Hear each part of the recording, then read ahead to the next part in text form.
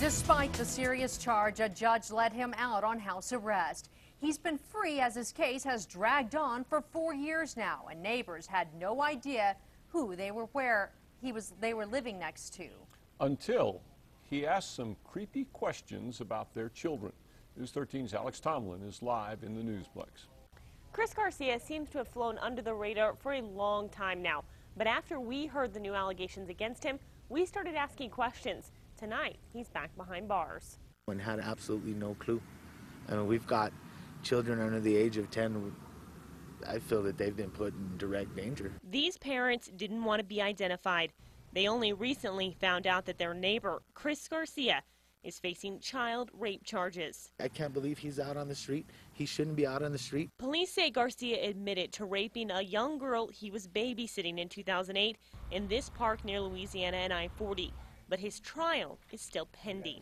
News 13 ran a story in 2010 when Judge Kenneth Martinez ordered Garcia be put on CCP, or house arrest, even though he shouldn't have been eligible because he was charged with a violent crime. Here's what Garcia told me back then.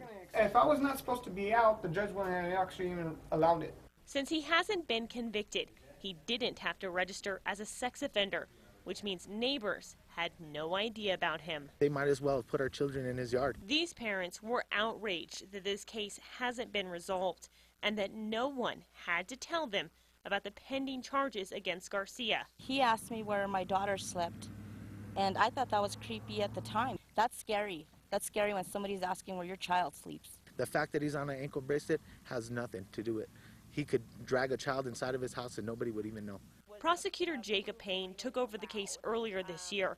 He's the third prosecutor to handle it. 4 years is a long time. Payne says the case was stalled for 2 years, while Garcia's defense tried to prove he has a really low IQ and shouldn't be tried.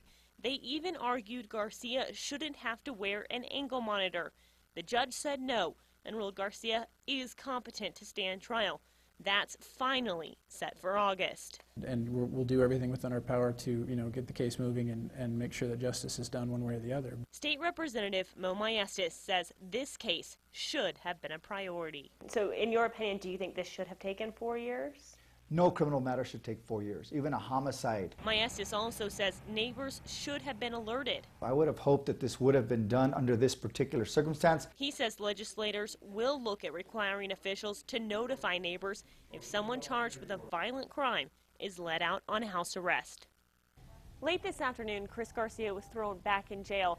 CCP officials say the neighbors' allegations about Garcia asking about their children and an attitude change in Garcia violated his conditions of release. Dick?